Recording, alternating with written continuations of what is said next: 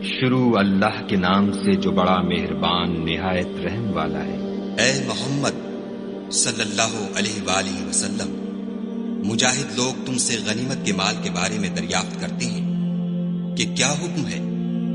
کہہ دو کہ غنیمت خدا اور اس کے رسول کا مال ہے، تو خدا سے ڈرو اور آپس میں صلح رکھو، اور اگر ایمان رکھتے ہو تو خدا اور اس کے رسول کے حکم پر چلو۔ مومن تو وہ ہیں کہ جب خدا کا ذکر کیا جاتا ہے تو ان کے دل ڈر جاتے ہیں، اور جب انہیں اس کی آیتیں پڑھ کر سنائی جاتی ہیں تو ان کا ایمان اور بڑھ جاتا ہے، اور وہ اپنے پروردگار پر بھروسہ رکھتے ہیں، اور وہ جو نماز پڑھتے ہیں اور جو مال ہم نے ان کو دیا ہے اس میں سے نیک کاموں میں خرچ کرتے ہیں، یہی سچے مومن ہیں، اور ان کے لیے پروردگار کے ہاں بڑے بڑے درجے اور بخشش اور عزت کی روزی ہے۔ ان لوگوں کو اپنے گھروں سے اس طرح نکلنا چاہیے تھا جس طرح تمہارے پروردگار نے تم کو تدبیر کے ساتھ اپنے گھر سے نکالا، اور اس وقت مومنوں کی ایک جماعت ناخوش تھی۔ وہ لوگ حق بات میں اس کے ظاہر ہوئے پیچھے تم سے جھگڑنے لگے، گویا موت کی طرف دھکیلے جاتے ہیں اور اسے دیکھ رہے ہیں۔ اور اس وقت کو یاد کرو جب خدا تم سے وعدہ کرتا تھا کہ ابو سفیان اور ابو جہل کے 2 گروہوں میں سے ایک گروہ تمہارا مسخر ہو جائے گا، اور تم چاہتے تھے کہ جو قافلہ بے شان و شوکت یعنی بے ہتھیار ہے وہ تمہارے ہاتھ آ جائے، اور خدا چاہتا تھا کہ اپنے فرمان سے حق کو قائم رکھے اور کافروں کی جڑ کاٹ کر پھینک دے، تاکہ سچ کو سچ اور جھوٹ کو جھوٹ کر دے۔ گو مشرک ناخوش ہی ہوں۔ جب تم اپنے پروردگار سے فریاد کرتے تھے تو اس نے تمہاری دعا قبول کر لی اور فرمایا کہ تسلی رکھو، ہم 1000 فرشتوں سے جو ایک دوسرے کے پیچھے آتے جائیں گے تمہاری مدد کریں گے۔ اور اس مدد کو خدا نے محض بشارت بنایا تھا کہ تمہارے دل اس سے اطمینان حاصل کریں، اور مدد تو اللہ ہی کی طرف سے ہے، بے شک خدا غالب حکمت والا ہے۔ جب اس نے تمہاری تسکین کے لیے اپنی طرف سے تمہیں نیند کی چادر اڑا دی اور تم پر آسمان سے پانی برسا دیا تاکہ تم کو اس سے نہلا کر پاک کر دے، اور شیطانی نجاست کو تم سے دور کر دے، اور اس لیے بھی کہ تمہارے دلوں کو مضبوط کر دے اور اس سے تمہارے پاؤں جمائے رکھے۔ جب تمہارا پروردگار فرشتوں کو ارشاد فرماتا تھا کہ میں تمہارے ساتھ ہوں، تم مومنوں کو تسلی دو کہ ثابت قدم رہیں، میں ابھی ابھی کافروں کے دلوں میں رعب و ہیبت ڈالے دیتا ہوں، تو ان کے سر مار کر اڑا دو اور ان کا پور پور مار کر توڑ دو۔ یہ سزا اس لیے دی گئی کہ انہوں نے خدا اور اس کے رسول کی مخالفت کی، اور جو شخص خدا اور اس کے رسول کی مخالفت کرتا ہے تو خدا بھی سخت عذاب دینے والا ہے۔ یہ مزہ تو یہاں چکھو اور یہ جانے رہو کہ کافروں کے لیے آخرت میں دوزخ کا عذاب بھی تیار ہے۔ اے اہل ایمان، جب میدان جنگ میں کفار سے تمہارا مقابلہ ہو تو ان سے پیٹھ نہ پھیرنا، اور جو شخص جنگ کے روز اس صورت کی سوا کہ لڑائی کے لیے کنارے کنارے چلے، یعنی حکمت عملی سے دشمن کو مارے یا اپنی فوج میں جا ملنا چاہے، ان سے پیٹھ پھیرے گا تو سمجھو کہ وہ خدا کے غضب میں گرفتار ہو گیا، اور اس کا ٹھکانہ دوزخ ہے، اور وہ بہت ہی بری جگہ ہے۔ تم لوگوں نے ان کفار کو قتل نہیں کیا بلکہ خدا نے انہیں قتل کیا، اور اے محمد صلی اللہ علیہ وآلہ وسلم، جس وقت تم نے کنکریاں پھینکی تھیں تو وہ تم نے نہیں پھینکی تھیں بلکہ اللہ نے پھینکی تھیں۔ اس سے یہ غرض تھی کہ مومنوں کو اپنے احسانوں سے اچھی طرح آزما لے، بے شک خدا سنتا جانتا ہے۔ بات یہ ہے، کچھ شک نہیں کہ خدا کافروں کی تدبیر کو کمزور کر دینے والا ہے۔ کافروں، اگر تم محمد صلی اللہ علیہ وآلہ وسلم پر فتح چاہتے ہو تو تمہارے پاس فتح آ چکی۔ دیکھو، اگر تم اپنے افعال سے باز آ جاؤ تو تمہارے حق میں بہتر ہے، اور اگر پھر نافرمانی کرو گے تو ہم بھی پھر تمہیں عذاب کریں گے، اور تمہاری جماعت خواہ کتنی ہی کثیر ہو تمہارے کچھ بھی کام نہ آئے گی، اور خدا تو مومنوں کے ساتھ ہے۔ اے ایمان والو، خدا اور اس کے رسول کے حکم پر چلو اور اس سے روگردانی نہ کرو، اور تم سنتے ہو، اور ان لوگوں جیسے نہ ہونا جو کہتے ہیں کہ ہم نے حکم خدا سن لیا مگر حقیقت میں نہیں سنتے۔ کچھ شک نہیں کہ خدا کے نزدیک تمام جانداروں سے بدتر بہرے گونگے ہیں جو کچھ نہیں سمجھتے، اور اگر خدا ان میں نیکی کا مادہ دیکھتا تو ان کو سننے کی توفیق بخشتا، اور اگر بغیر صلاحیت ہدایت کے سماعت دیتا تو وہ منہ پھیر کر بھاگ جاتے۔ مومنو، خدا اور اس کے رسول کا حکم قبول کرو، جبکہ رسول خدا تمہیں ایسے کام کے لیے بلاتے ہیں جو تم کو زندگی جاوداں بخشتا ہے، اور جان رکھو کہ خدا آدمی اور اس کے دل کے درمیان حائل ہو جاتا ہے، اور یہ بھی کہ تم سب اس کے روبرو جمع کیے جاؤ گے، اور اس فتنے سے ڈرو جو خصوصیت کے ساتھ انہی لوگوں پر واقع نہ ہوگا جو تم میں گناہ گار ہیں، اور جان رکھو کہ خدا سخت عذاب دینے والا ہے۔ اور اس وقت کو یاد کرو جب تم زمین مکہ میں قلیل اور ضعیف سمجھے جاتے تھے اور ڈرتے رہتے تھے کہ لوگ تمہیں اڑا نہ لے جائیں، یعنی بے خانما نہ کر دیں، تو اس نے تم کو جگہ دی اور اپنی مدد سے تم کو تقویت بخشی اور پاکیزہ چیزیں کھانے کو دی تاکہ اس کا شکر کرو۔ اے ایمان والو، نہ تو خدا اور رسول کی امانت میں خیانت کرو اور نہ اپنی امانتوں میں خیانت کرو، اور تم ان باتوں کو جانتے ہو، اور جان رکھو کہ تمہارا مال اور اولاد بڑی آزمائش ہے، اور یہ کہ خدا کے پاس نیکیوں کا بڑا ثواب ہے۔ مومنو، اگر تم خدا سے ڈرو گے تو وہ تمہارے لیے امر فارغ پیدا کر دے گا، یعنی تم کو ممتاز کر دے گا اور تمہارے گناہ مٹا دے گا اور تمہیں بخش دے گا، اور خدا بڑے فضل والا ہے۔ اور اے محمد صلی اللہ علیہ وآلہ وسلم، اس وقت کو یاد کرو جب کافر لوگ تمہارے بارے میں چال چل رہے تھے کہ تم کو قید کر دیں یا جان سے مار دیں یا وطن سے نکال دیں، تو ادھر تو وہ چال چل رہے تھے اور ادھر خدا چال چل رہا تھا، اور خدا سب سے بہتر چال چلنے والا ہے۔ اور جب ان کو ہماری آیتیں پڑھ کر سنائی جاتی ہیں تو کہتے ہیں یہ کلام ہم نے سن لیا ہے، اگر ہم چاہیں تو اسی طرح کا کلام ہم بھی کہہ دیں، اور یہ ہے ہی کیا، صرف اگلے لوگوں کی حکایتیں ہیں۔ اور جب انہوں نے کہا کہ اے خدا، اگر یہ قرآن تیری طرف سے برحق ہے تو ہم پر آسمان سے پتھر برسا یا کوئی اور تکلیف دینے والا عذاب بھیج۔ اور خدا ایسا نہ تھا کہ جب تک تم ان میں تھے انہیں عذاب دیتا، اور نہ ایسا تھا کہ وہ بخشش مانگے اور انہیں عذاب دے۔ اور اب ان کے لیے کون سی وجہ ہے کہ وہ انہیں عذاب نہ دے، جبکہ وہ مسجد محترم میں نماز پڑھنے سے روکتے ہیں، اور وہ اس مسجد کے متولی بھی نہیں ہیں۔ اس کے متولی تو صرف پرہیزگار ہیں، لیکن ان میں کے اکثر نہیں جانتے۔ اور ان لوگوں کی نماز خانہ کعبہ کے پاس سیٹیاں اور تالیاں بجانے کے سوا کچھ نہ تھی۔ تو تم جو کفر کرتے تھے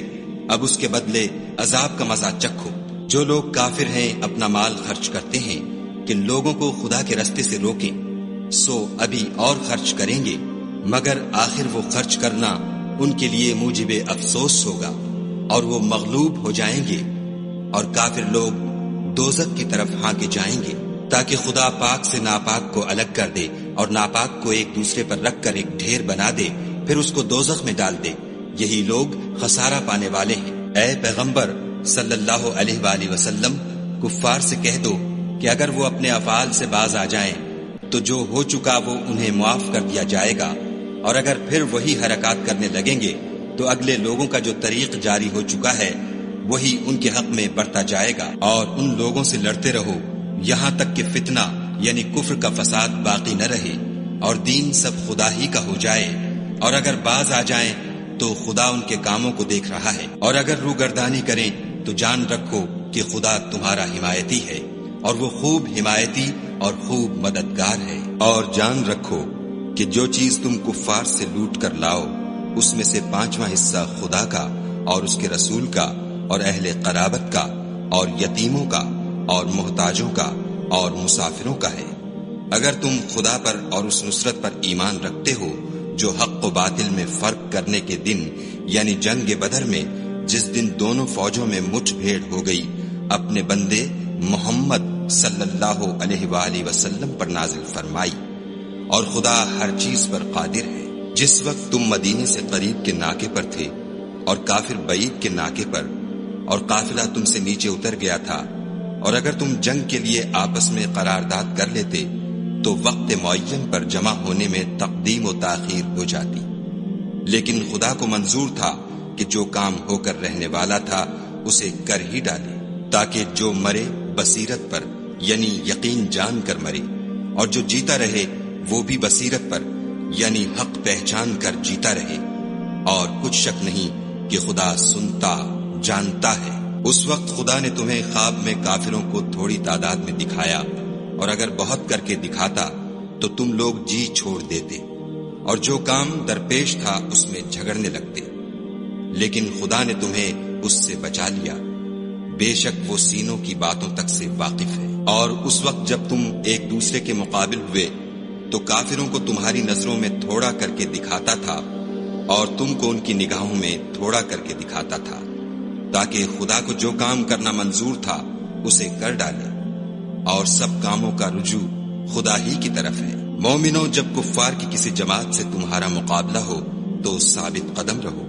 اور خدا کو بہت یاد کرو تاکہ مراد حاصل کرو، اور خدا اور اس کے رسول کے حکم پر چلو، اور آپس میں جھگڑا نہ کرنا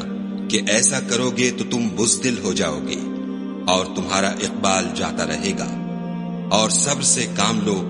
کہ خدا صبر کرنے والوں کا مددگار ہے۔ اور ان لوگوں جیسے نہ ہونا جو اتراتے ہوئے یعنی حق کا مقابلہ کرنے کے لیے اور لوگوں کو دکھانے کے لیے گھروں سے نکل آئے اور لوگوں کو خدا کی راہ سے روکتے ہیں، اور جو اعمال یہ کرتے ہیں خدا ان پر احاطہ کیے ہوئے ہے۔ اور جب شیطانوں نے ان کے اعمال ان کو آراستہ کر دکھائے اور کہا کہ آج کے دن لوگوں میں کوئی تم پر غالب نہ ہوگا اور میں تمہارا رفیق ہوں، لیکن جب دونوں فوجیں ایک دوسرے کے مقابل صف آرا ہوئیں تو پسپا ہو کر چل دیا اور کہنے لگا کہ مجھے تم سے کوئی واسطہ نہیں، میں تو ایسی چیزیں دیکھ رہا ہوں جو تم نہیں دیکھ سکتے، مجھے تو خدا سے ڈر لگتا ہے، اور خدا سخت عذاب کرنے والا ہے۔ اس وقت منافق اور کافر جن کے دلوں میں مرض تھا کہتے تھے کہ ان لوگوں کو ان کے دین نے مغرور کر رکھا ہے، اور جو شخص خدا پر بھروسہ رکھتا ہے تو خدا غالب حکمت والا ہے۔ اور کاش تم اس وقت کی کیفیت دیکھو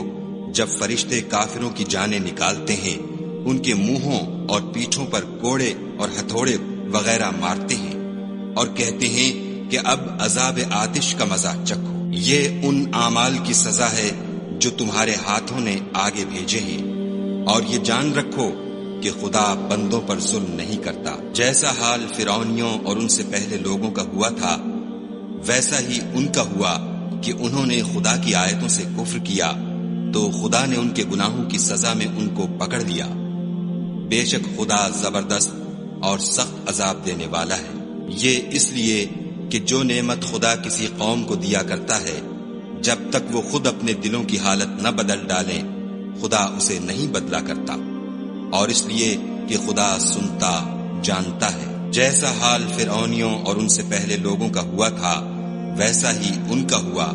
انہوں نے اپنے پروردگار کی آیتوں کو جھٹلایا تو ہم نے ان کو ان کے گناہوں کے سبب ہلاک کر ڈالا